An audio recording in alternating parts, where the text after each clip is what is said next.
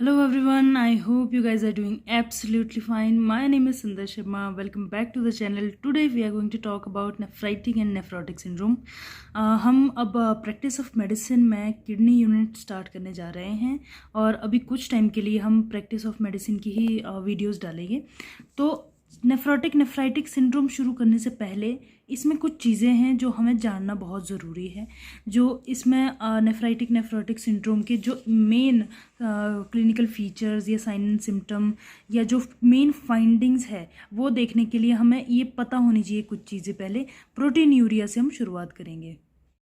तो हम एक छोटी सी चीज़ यहाँ पे ज़रूर समझेंगे कि हमारी एक बेसमेंट मेम्ब्रेन है जिसको हम GBM कहते हैं, ठीक है, ग्लोमेरुलर बेसमेंट मेम्ब्रेन। इस बेसमेंट मेम्ब्रेन में बहुत ही स्मॉल अमाउंट जो है लार्ज प्रोटीन्स का जाता है। इवन लार्ज प्रोटीन तो जाता भी नहीं है, थोड़े जो स्मॉल प्रोटीन्स है उनका भी स्मॉल अमाउंट ही इसके थ्रू पास होता है, ठीक है। तो लगभग हम 150 mg के नीचे ही रोज़ का जो है यूरिन में जो प्रोटीन है वो एक्सक्रीट करते हैं, ठीक है। तो क्योंकि ये अपने थ्रू इसको पास नहीं होने देता। अब अगर 150 mg या 1 ग्राम से ज़्यादा हमें यूरिन में प्रोटीन देखने को मिल रहा है, इसका मतलब कि प्रेजेंटिंग प्रॉब्लम है। GBM अपने थ्रू पास होने दे रहा है प्रोटीन्स को, इसका मतलब कि कोई सीरियस दिक्कत है, ठीक है जी। जो हमारा प्रोटीन यूरिन में पास होता है उसको हम एक यूरोमोड्यूलिन है वो भी जो यूमोडजीन से कोडेड है वो भी अपना यूरिन में पास होता है। जो लार्ज अमाउंट ऑफ प्रोटीन है और जो larger high molecular weight protein है वो यूजुअली यूरिन को फ्रोदी भी बनाते हैं। अब इसकी कंडीशंस को हमने किन किन कंडीशंस को एक्सक्लूड करना है प्रोटीनयूरिया में।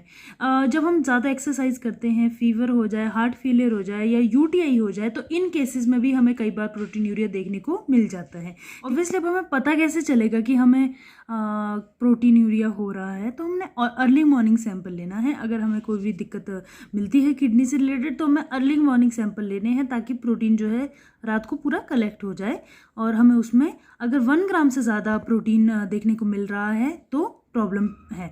पर कुछ ऑर्थोस्टैटिक पेशेंट होते हैं और बेसिकली जिनकी मोबिलिटी कम है उनमें भी 1 ग्राम से ज़्यादा यूजुअली नॉर्मली प्रोटीन देखने को मिल जाता है, पर उनमें कोई ऐसे प्रेजेंटिंग प्रॉब्लम नहीं आती है, ठीक है जी। अब हम बात करते हैं ओवर्ट प्रोटीनयूरिया की।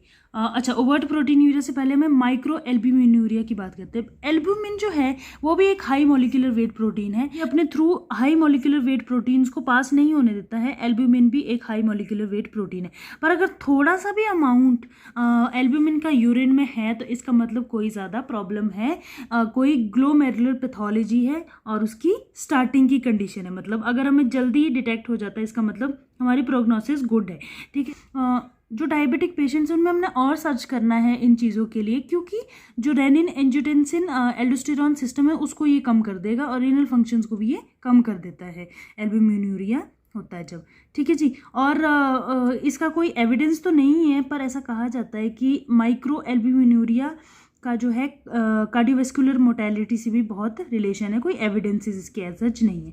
अब हम ओवर्ट प्रोटीनयूरिया की बात करते हैं, डिप्स्टिक टेस्ट की बात करते हैं कि हमें बेसिकली पता कैसे चलेगा कि प्रोटीनयूरिया हो रहा है या यूरिन में प्रोटीन आ रहे हैं।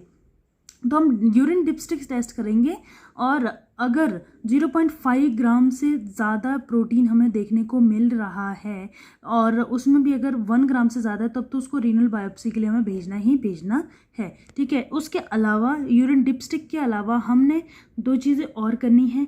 इसमें है प्रोटीन केरेटिन रेशो और दूसरा होता है albumin keratin ratio. Protein keratin ratio ज़्यादा यूज़ में, एल्ब्यूमिन केरेटिन रेशो जो है हमारा थोड़ा ज़्यादा कॉस्टली होता है।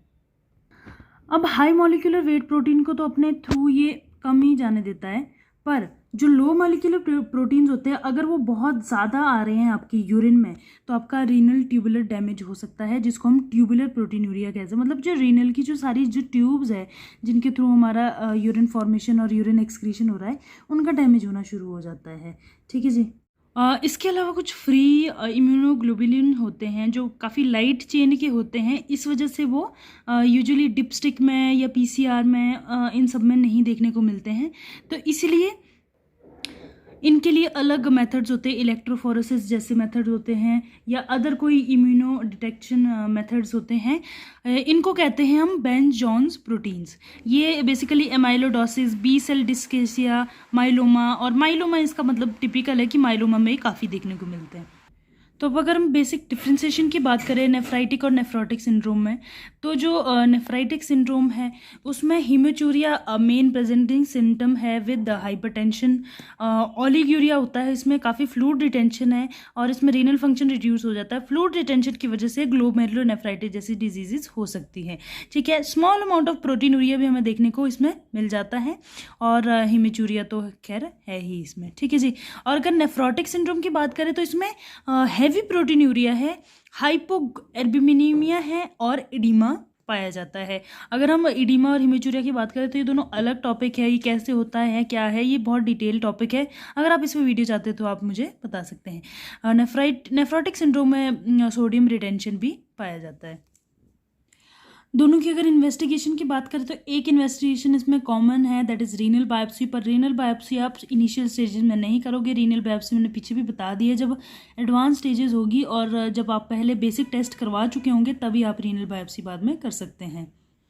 नेफ्राइटिक सिंड्रोम की बात करें तो जो पोस्ट इन्फेक्शियस ग्लोमेरुलोनेफ्राइटिस होता है उसमें हम SOT और C3 C4 इन सब का टेस्ट करवा सकते हैं। एंटी GBM डिजीज में हमारे को ब्लड में एंटी GBM एंटीबॉडीज़ देखने को मिल जाती है। स्मॉल वेसल की जो इन्फ्लेमेशन हो जाती है उसमें हमारा P&C anti neutrophil cytoplasmic antibody देखने को मिल जाती है।